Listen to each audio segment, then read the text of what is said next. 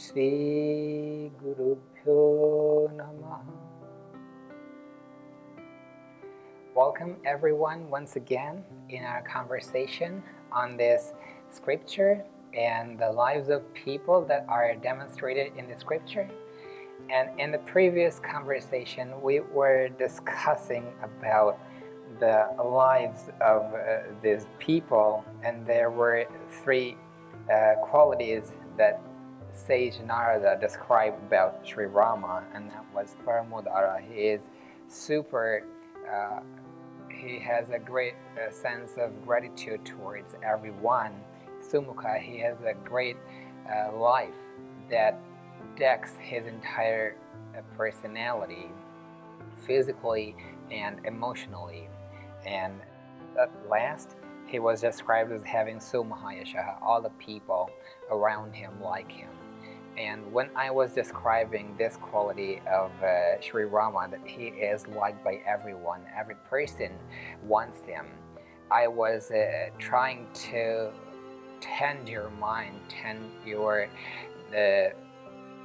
thinking towards one way, that whatever we do in this world, around our community, around our society, whatever we do to people, the same way we get treated by them. So here, when Sage is describing as having the relations with people, the people are wanting him, people like him, the same way it differs towards Sri Rama, that he too likes people, and that's why in return everyone is liking him. And the most important thing that we were going through our conversation that our relations are greater than prosperity, and our responsibilities are superior than our rights. And this is the glimpse of these people's, these brothers' lives that we are achieving from the scripture. They are teaching us from their lives that this is the life of great people that is worth moving on, that is worth including it in your lives. And this is the teaching of these great people, that they always prioritize their relations more than prosperity. And we see example through their lives. They are renunciating a well-established kingdom only to protect their relations. Every brother is in a sort of renunciation. He is just renunciating all of his happiness just to protect his relation. And as we learned that Sri Rama, he is protecting his responsibilities more than his rights. He has the complete right to rule over the kingdom, to rule the people in the kingdom, but the responsibilities of him to go through the orders of his father, to always lean towards the suggestions and advices of his father. So he knows that there are so many obstacles in following the orders, because maintaining a life in forest is not an easy one, and even 14 years of his life he would have to spend in forest. Knowing that, knowing all the obstacles, knowing all the hurdles that will appear in front of him, because he has lived a life of a prince, and now his life has abruptly taken a new turn, and he is now moving towards forest, and he would have to live his 14 years of life in that position, in that stage. But knowing all the difficulties, knowing all the specter of difficult future is in front of him, but though he is not wavering from what he has taken to do, what his responsibilities are as a son, as a real person. So here he presents this example through his life. And in normal people, we see the quite opposite thing happening. When it comes to prosperity, normal people we see them squelching their relations. Squelching away, I mean forgetting the relations with their family members, with other people, friendly relations with their friends, with their colleagues. So these things are completely opposite in normal people that we see in these brothers. And when it comes to rights, we forget our responsibilities, the normal people. So only the use of this literature, of this scripture, of this divine knowledge is to uplift a normal person's life and to make him parallel to the lives of these great people that we hear every day, that we are understanding their lives. And this is the utility of the scripture, that every person has the seed in him to turn himself into a great person. Only he requires the medium.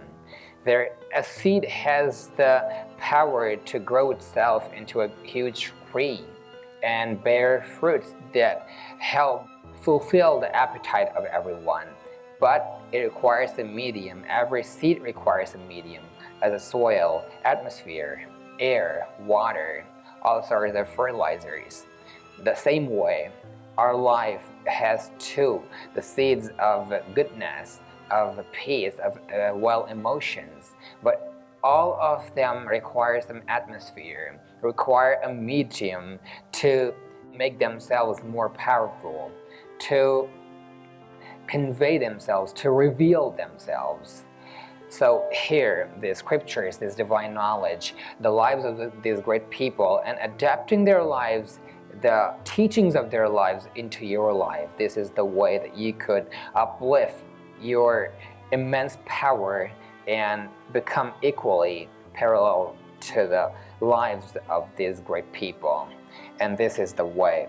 And the lives of these great people are always inspiring us, motivating us, and uplifting our own lives. And here, one thing, while reading this scripture, while reading the lives of these people, one thing comes up, that happiness and sorrow, misery and pleasureful moments in life appear and go. Everything is just, nothing in life is constant except from your duty, except from Dharma that I was discussing in the last conversation.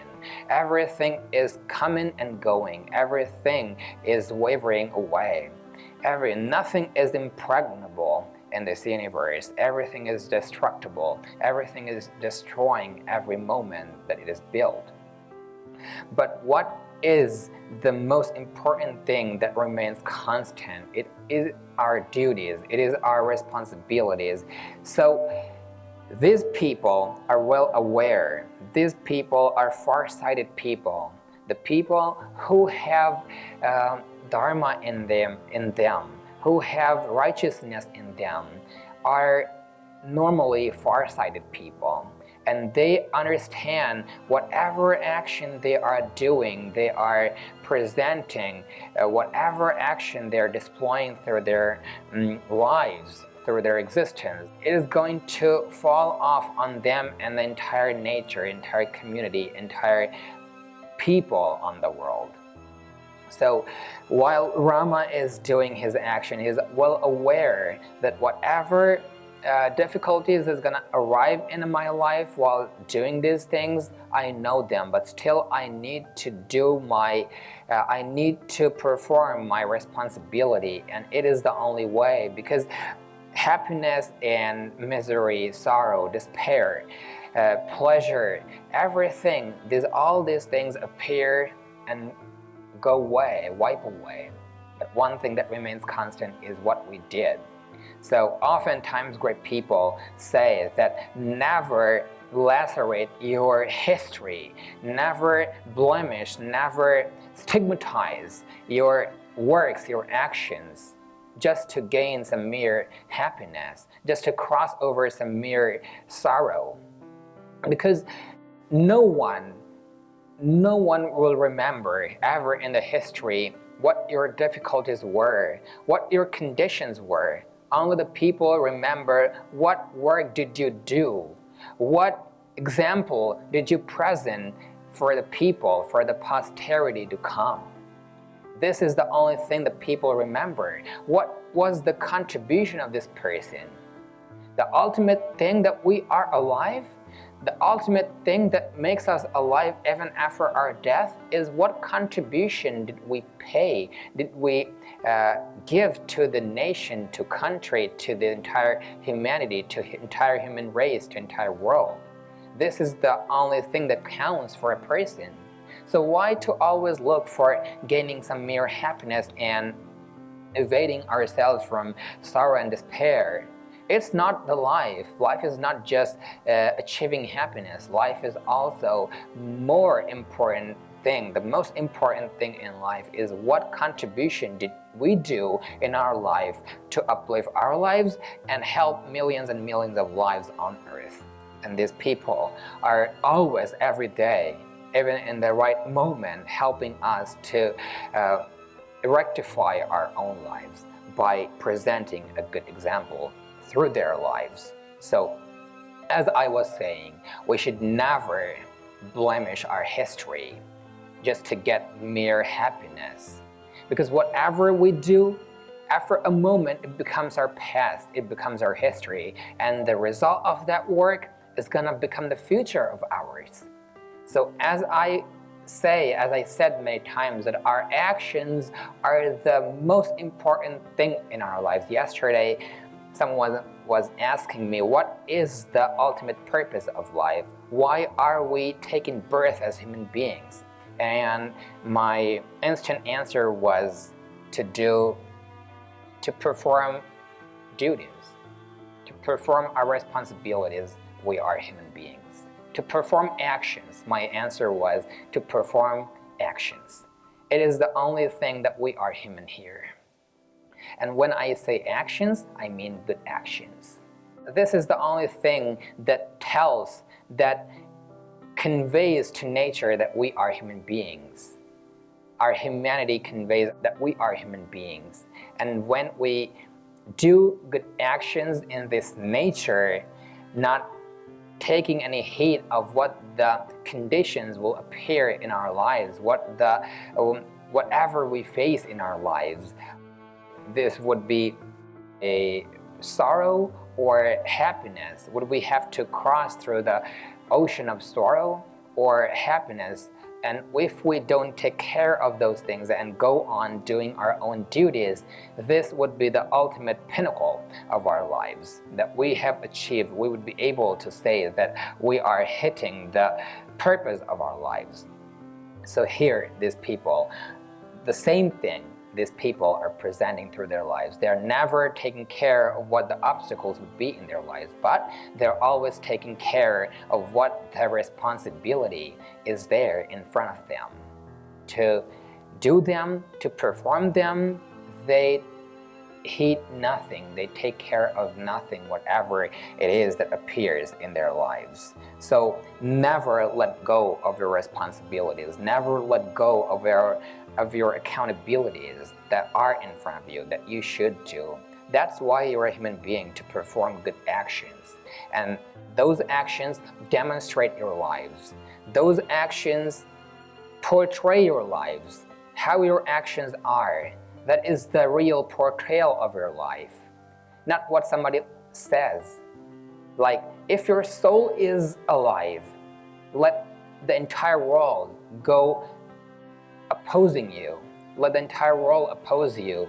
But if your soul is alive, you would never fall down. But one day, the day if your soul is dead, and how the soul dies? By bad actions. The bad actions of our lives kill our soul. If your soul is dead, even if all the people of the world are with you, you'll never feel pleasure in yourself. You'll never feel happiness in yourself. So always take care of your actions. And these actions are the only thing that uplift our soul and also fail our souls. So this action thing is the greatest prosperity of a person. Every person is a prosperous person only if he understands that what is the power of him, what is the energy that lies inside him. And when he starts utilizing that energy, utilizing the power in a good path, in a good manner, on a good destination to achieve good destiny, then only his life becomes a purposeful life, a life that is worth understanding, a life that is worth seeking, a life that becomes worthful, that becomes helpful for millions and millions of people on earth. And that's how these people's lives have turned into. And so today we move on to the next verse, which says, Paduke chasya rajyaya nyasam dattva punah punah nivartaya masa tato bharatam bharat agrajaha. So here, when Sri Rama is completely stubborn about following his father's orders, he's staunchly following his father's advice, but his younger brother Bharata has gone to forest, he has come so far only to plead to Sri Rama to come back to his kingdom and rule the kingdom. So even taking care of his younger brother who has come so far to carry him off. So his younger brother's heart should not be broken down because he has so much feelings for Sri Rama. He has so much emotions overflowing as tears in front of Sri Rama. So to soothe him, to gladden him, he gives his one sign.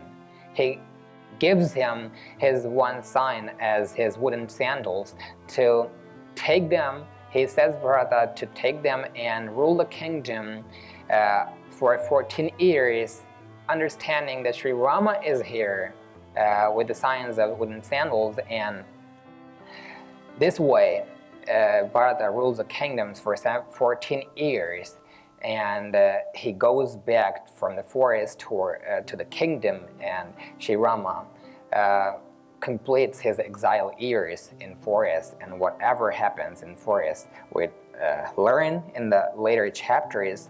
And from here, this verse says that how Sri Rama is taking care of everyone. He's not letting go of his father's advice, of his father's orders, and in the same way, on the other hand, he's not even piercing the feelings of anyone. He's not even twinging the feelings of his younger brother. He's also equally careful to gladden his younger brother as well. So oftenly, we take care of one thing, but sometimes we forget about what the consequences of these actions would be. Even if our actions are good, there might be someone who would be getting hurt from our actions. So when we start taking care of every possible directions of our actions, then our action becomes more productive. How we take care of whatever we do, how we take care of whatever actions that we display through our lives, that ultimately leads to our victory. And when we do so, when we perform our actions in such a way, then ultimately we get the ultimate victory of our lives, in our lives. And the next verse, the sage is presenting us what happens next through a verse, and it says, Sakamam anavapyaiva Ramapadau upasprishan Nandi grame akarod rajyam Ramagaman kangshaya. So from here, this verse is telling us one thing. From this verse, we are gaining a knowledge that whatever our desires are, in whatever way we are working to fulfill our desires, it's not always necessary that our desires, our ambitions would get fulfilled. So appreciating whatever comes in front of us is a great thing in our lives. Whatever we do, always, every person is run by some sort of feelings.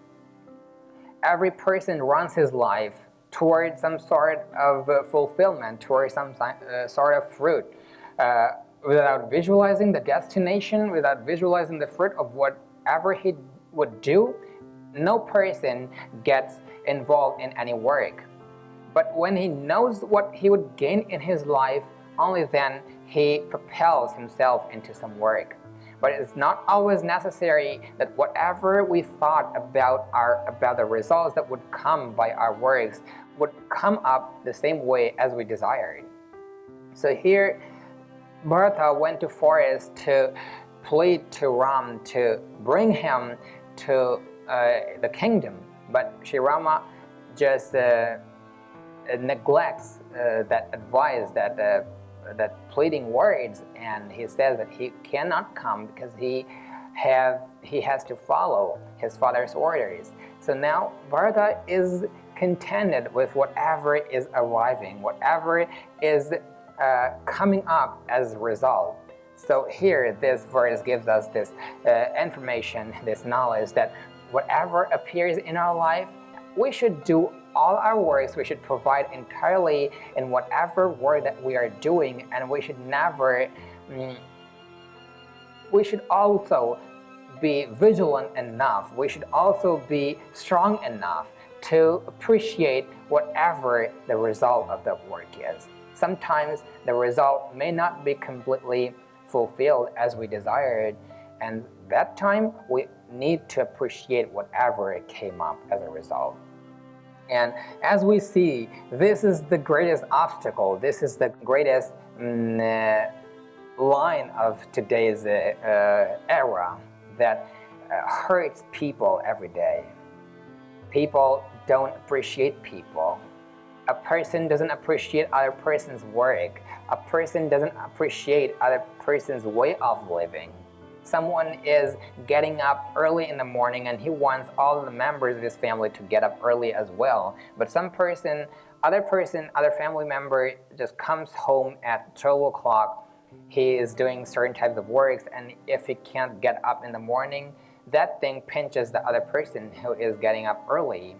He gives so much arguments that getting up early is a good thing, you should exercise, you should maintain a healthy lifestyle. But the other person also has some sort of difficulties in his life. He also has some types of responsibilities that he has to prove himself on. So this thing, if we start appreciating everyone in our lives, because every person's life is different, every person's life is different in some way. So appreciating whatever things that appear in our lives is the greatest thing. And here we see the younger brother, Bharata, has appreciated his brother's resolve, his brother, whatever Sri Rama says. And that's how good relationships go on, when we start appreciating everyone. So today, as we studied these two verses, which displayed us the characters of these brothers and the lives of these brothers, that we should always appreciate whatever falls on us. And this way, we would be able to construct a better life for ourselves. Because a better life always forms when we start appreciating, when we start accepting whatever situation that is in front of us. All the crimes, all the irregularities in nature, in families, in society, all the crimes in the society, all the disruptions in the society are somewhere linked behind an acceptance of people. You think it properly, you think it down, just this thing, somewhere you would stumble across this thought, this improper thing in life, that not appreciating everyone the way they are, not appreciating nature the way it is, not accepting your own family members they are, is the root cause of all the arguments, is the root cause of all the irregularities, is the root cause of splitting up among ourselves. So start accepting people and change them through your love, not through your command, because love has greater power than war.